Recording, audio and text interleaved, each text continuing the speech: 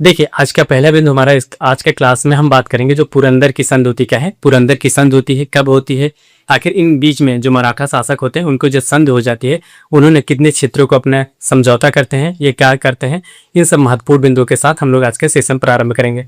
लिखिएगा पुरंदर की संधि क्या होता है।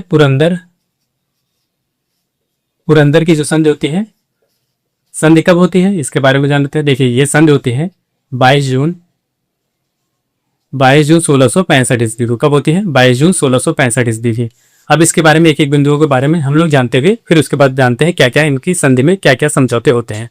देखिए पहले क्या होता है, जो मराठा शासक होते हैं, मराठा शासक जो छत्रपति शिवाजी, इनके पास 35 क्या होता है 35 जागीरें थे, ये कह सकते 35 दुर्ग थे। क्या थे? 35 दुर्ग थे। और इसी के साथ 35 दुर्ग के अलावा इन्हें 5 लाख की वार्षिक आय की जमीन होती थी। क्या होती? 5 लाख वार्षिक आय की भूमि होती थी। क्या होती? 5 लाख वार्षिक आय की भूमि होती थी। इन भूमियों के अंतर्गत उन्होंने क्या होता है 23 किला, क्या होता है 23 किला, इस समझौते में 23 किला उन्होंने मुगलों को दे देते हैं और उसके साथ साथ 4 लाख की जो वार्षिक आय की भूमि होती थी उसको भी मुगल साम्राज्य को दे देते हैं। पहला बिंदु देखेंगे, पहले बिंदु की बात करें हमको शिवाजी के पास, यहाँ पे लिखेंगे शिवाजी के पास 35 दुर्ग एवं 5 लाख वार्षिक आय की भूमि थी। आय की भूमि थी, ये याद रखिएगा, भूमि थी। इस भूमि में जब समझौता होता है तो उन्होंने 23 किला, क्या होता है 23 दुर्ग मुगल को, और जो बचते हैं 12 दुर्ग इनके पास होता है, 12 दुर्ग मराठा के पास। और जो 5 लाख होता है, 5 लाख में यहाँ पे लिखिए 4 लाख मराठा को ये मुगल को देते हैं। 1 लाख जो होता है, 1 लाख ये मराठा साम्राज्य रखते हैं।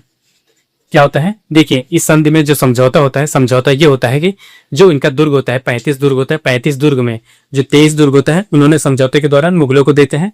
मुगल को देने के पश्चात इनके पास बचता है शेष 12 जो दुर्ग होता है वे उनका हो जाता है।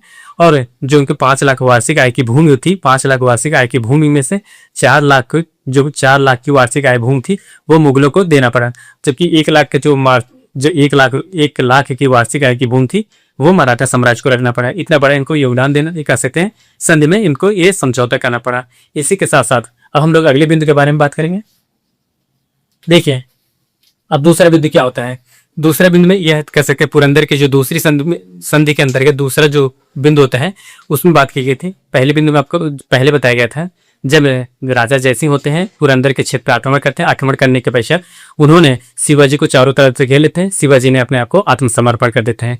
इस आत्मसमर्पण के दौरान छत्रपति शिवाजी होते हैं आत्मसमर्पण कर उन्होंने अपने स्थान पे अपने पुत्र जो संभाजी होते हैं, संभाजी को मुगल सेना में सम्मिलित होने के लिए भेज देते हैं। 5000 घुड़सवारों के साथ भेज देते हैं। क्या होता है यहाँ पे देखिएगा, यहाँ पे लिखेगा शिवाजी ने मुगलों की आधिपत्य को स्वीकार कर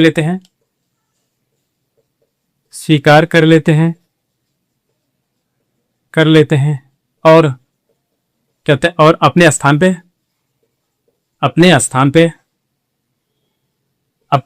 पर अपने पुत्र संभाजी को, किसको? संभाजी को 5000 घुड़सवार के साथ मुगल सेना में भेज देते हैं। क्या होता है, जो छत्रपति शिवाजी होते हैं उन्होंने मुगलों के आधिपत्य को स्वीकार कर लेते हैं। आधिपत्य को स्वीकार करते हैं जब पुरंदर की संधि होती है, उसी के दौरान उन्हें मुगलों के आधिपत्य को स्वीकार कर लेते हैं। स्वीकार करने के दौरान वे स्वीकार करने के पश्चात उन्होंने अपने स्थान पे क्या होता है, उन्होंने अपने स्थान पे अपने पुत्र जो होते हैं संभाजी को भेज देते हैं। संभाजी के साथ साथ उन्होंने 5000 घुड़सवार सैनिक भी भेजते हैं जो मुगलों की सेवा के लिए उन्होंने यहाँ पे भेज देते हैं। अब इसके बाद हम लोग अगले बिंदु के बारे में बात करेंगे।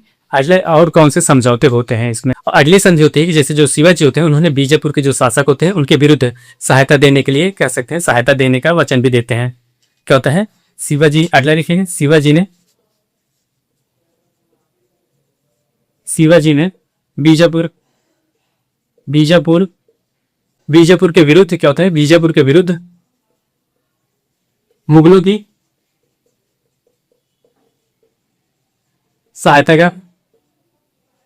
सहायता का वचन देते हैं, वचन देते हैं।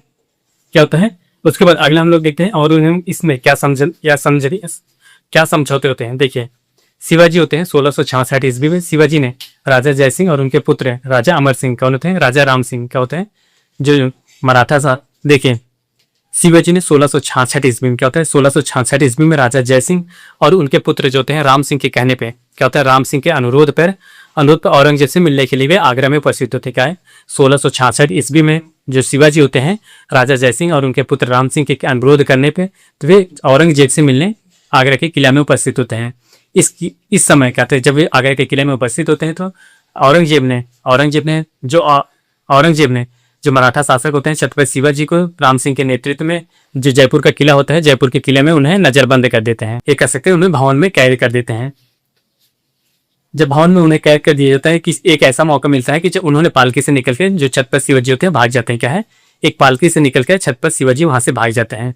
अगला बिंदु में लिखेंगे, अगला बिंदु क्या है, देखिए अगला बिंदु होता है 1666 ईस्वी में। क्या होता है, 1666 ईस्वी में शिवाजी होते हैं राजा जय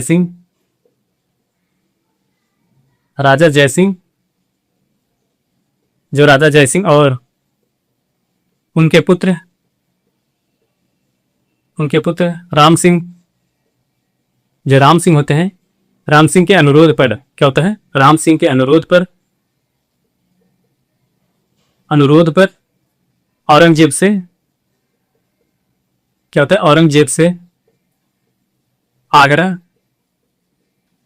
मिलने उपस्थित होते हैं। क्या आते हैं, आगरा मिलने उपस्थित होते हैं।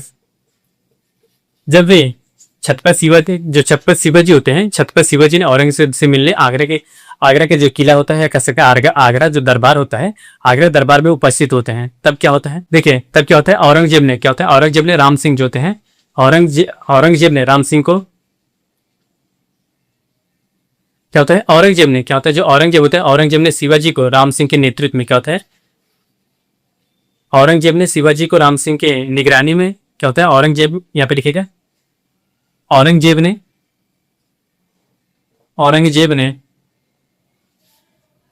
शिवाजी को राम सिंह के क्या होता है, राम सिंह के निगरानी में जयपुर महल में कैद कर देते हैं। क्या होता है, निगरानी में जयपुर भवन में, या यहाँ पे लिखेगा जयपुर भवन में कैद कर दिया जाता है।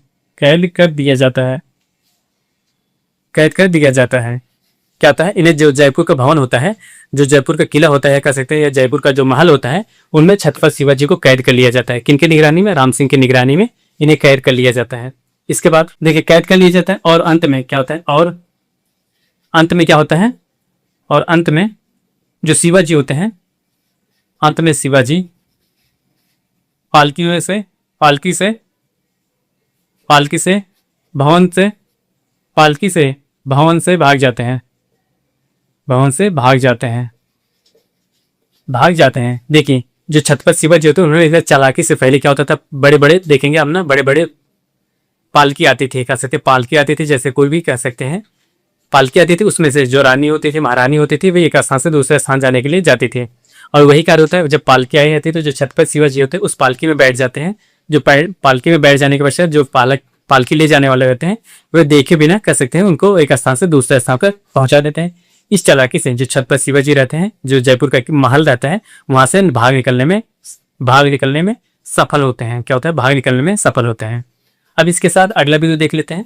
देखिए अगला बिंदु जो होता है, ये कह सकते हैं जो अगले समझौता होता है, अगला समझौता ये होता है, जब इन्होंने जो छत्रपति शिवाजी होते हैं, छत्रपति शिवाजी जयपुर के महल से भाग जाते हैं, तो उन्होंने कुछ समय पश्चात, या कह सकते हैं कुछ दिनों पश्चात शिवाजी ने औरंगजेब के सामने, कह सकते हैं औरंगजेब के पास एक माफीनामा पत्र लिखते हैं। क्या होता है, यहाँ पे लिखेगा, कुछ दिनों बाद अगला बिंदु लिखेगा कि इस दिनों बाद औरंगजेब के पास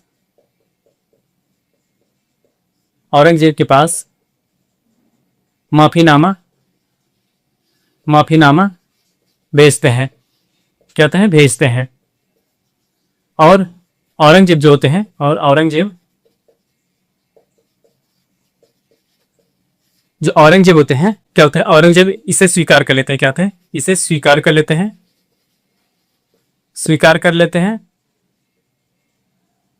और उन्हें राजा की उपाधि देते हैं। और राजा की उपाधि ये याद रखिएगा।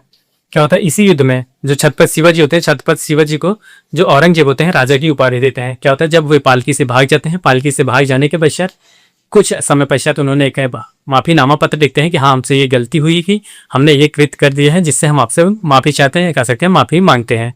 माफी मांगने के पश्चात जब उन्होंने ये कह सकते हैं, जब पत्र मिलता है, जब औरंगजेब को ये पत्र मिलता है, तो औरंगजेब काफी भावुक हो जाते हैं कि कोई राजा अगर हमसे माफी मांग रहा है तो उनका कर्तव्य होता है कि वे उस राजा को क्षमा कर दें। तो उन्होंने जो छत्रपति शिवाजी उनको क्षमा करने के पश्चात उन्हें राजा की उपाधि देते हैं, और इसी के साथ साथ उनके जो पुत्र होते हैं उनको कई जगह के मनसबदार भी नियुक्त करते हैं। देखिए अगले बिंदु में हम बात करें। अगला बिंदु जो होता है, उन्होंने छत्रपति शिवाजी को, क्या होता है, छत्रपति शिवाजी को सबसे पहले माफी दे देते हैं, उसी के बाद उनको राजा उपाधि देते हैं। और उनके जो पुत्र होते हैं, क्या होते हैं, लिखेगा शिवाजी के पुत्र को, अगला बिंदु होता है शिवाजी के पुत्र को उन्होंने कहाँ की मनसबदारी देते हैं, ये जान लेते हैं। मनसब एवं बरार की जो जागीर होती है, क्या होते हैं, मनसब एवं बरार की जागीर देते हैं। मनसब एवं जो बरार क्षेत्र होता है, बरार क्षेत्र की जागीर दे देते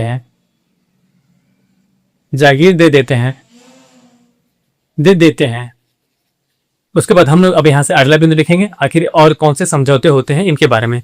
देखिए 1670 ईस्वी क्या होता है, 1670 ईस्वी में शिवाजी ने पुनः मुगलों पर आक्रमण करना प्रारंभ कर देते हैं। क्या है, 1670 ईस्वी में शिवाजी ने मुगलों पर पुनः आक्रमण कर देते हैं, क्या आक्रमण करना प्रारंभ कर देते हैं। आक्रमण करने के पश्चात उन्होंने जो अपने 23 किले कह सकते हैं उनको मुगलों को दिए थे पुरंदर की संधि में, उन 23 किलों को उन्होंने अपने पास पाल लेते हैं, कह सकते हैं उन 23 किलों को विजय प्राप्त कर लेते हैं, 23 किलो को उन्होंने जीत लेते हैं।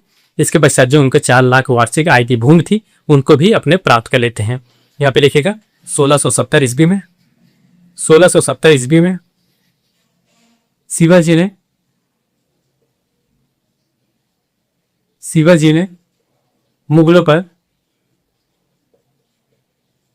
पर आक्रमण करना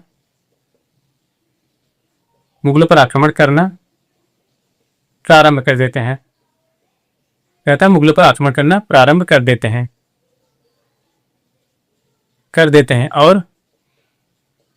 और क्या होता है, और संधि में मुगलों को दिए गए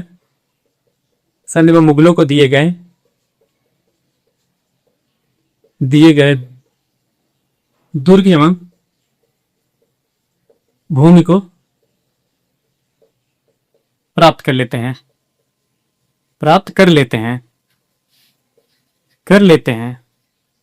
क्या होता है, जब इस सन जो 1670 ईस्वी होता है, 1670 ईस्वी में औरंगजेब के शासनकाल पे जो उन्होंने क्षेत्र को अपने क्षेत्र में कह सकते जो पुरंदर की जो संधि होती है, उस संधि के दौरान जो क्षेत्रों को उन्होंने औरंगजेब को दे दिया था, उन क्षेत्रों पर आक्रमण करने के पश्चात जो मराठा छत्रपति शिवाजी होते हैं उन क्षेत्रों को अपने अधीन कर लेते हैं। अधीन करने के पश्चात वे पुनः जो पहले उनके पास 35 दुर्ग होते थे, वे वर्तमान समय भी 1670 के बाद से उनके पास पुनः उनके पास 1670 ईस्वी में या 1670 ईस्वी के बाद जब वे शासक बनते हैं, कह सकते मराठा साम्राज्य की स्थापना करते हैं, उसके पहले उनको ये 35 जो दुर्ग थे उनके पास पहले वो उनके पास उपस्थित हो गए थे।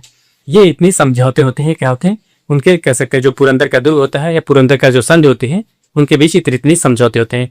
पहली समझौता क्या होता है, देखिए पहला समझौता आपको क्या बताया गया ना, पहला समझौता जो छत्रपति शिवाजी थे, छत्रपति शिवाजी के पास 35 दुर्ग थे और 5 लाख की वार्षिक भूमि थी, उनमें से 23 जो दुर्ग होता है मुगलों को देना पड़ा और 4 लाख की वार्षिक आय की भूमि को भी देना पड़ा था। इसी के साथ साथ जो मराठा शासक होते हैं छत्रपति शिवाजी होते हैं, उन्होंने मुगलों के आधिपत्य को स्वीकार करते हैं।